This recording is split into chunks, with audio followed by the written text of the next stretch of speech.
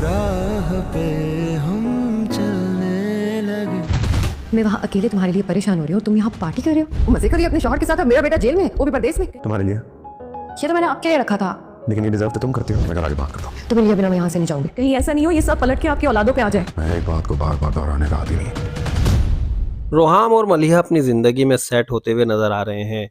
रोहाम एक अच्छे शौहर का किरदार अदा करने की कोशिश कर रहा है और वो मलिहा से मोहब्बत भी करने लगा है। मलिहा ने भी अपने आप को बहुत हद तक रोहाम के साथ एडजस्ट कर लिया है और मोहित को भूलने लगी है। बल्कि ऐसा लगता है कि मोहित को भूल चुकी है और रोहाम ही उसकी ज़िंदगी का महवर है। लेकिन ये बात मोहित की अम्मी को बहुत नागवार गुजरेगी और वो जाकर अपनी बेटी से यही कहेंगी कि मैंने जब मलिहा को उसके शौहर के साथ खुश देखा तो मुझे बहुत तकलीफ हुई है, क्योंकि वो अपने शौहर के साथ यहाँ पर मज़े कर रही है और मेरा बेटा बाहर मुल्क में जेल काट रहा है। और सिर्फ यही नहीं बल्कि वो अपनी बेटी के सामने मलिहा को बद्दुआएं देती हुई भी नजर आएंगी। वो यही कहेंगी कि देखना वो अपनी ज़िंदगी में खुश नहीं रह पाएगी। तो मोहित की बहन बहुत डर जाएगी और यही कहेगी कि ऐसी बातें ना करें, ऐसा ना हो कि कहीं यही बद्दुआएं आपकी औलादों पर आ जाएं और आपकी औलादों को सारा कुछ भुगतना पड़े। सना कबीर को ढूंढती हुई जब कबीर तक पहुंचेगी तो वहां कबीर को किसी और लड़की के साथ देखकर उसे बहुत शौक लगेगा और वो कबीर से यही कहेगी कि मैं तुम्हारे लिए इतनी परेशान हूँ और तुम यहाँ पर पार्टी कर रहे हो।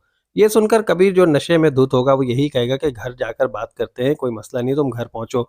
तो सना यही कहेगी कि मैं अब तुम्हें अपने साथ लेकर ही जाऊंगी, जिस पर कबीर को गुस्सा आएगा और वो सना से हाथापाई करने लगेगा और इसी हाथापाई में सना को धक्का देगा और सना सीढ़ियों से नीचे गिर जाएगी। अब हमें ये लगता है कि सना की प्रेगनेंसी वेस्ट हो जाएगी और यहाँ पर सना के वालिदैन को भी पता चल जाएगा कि आखिर उनका फैसला दुरुस्त नहीं था, बल्कि उनकी बेटी की ज़िंदगी के लिए बहुत दर्दनाक फैसला था। दिल जरा कुछ तो बता।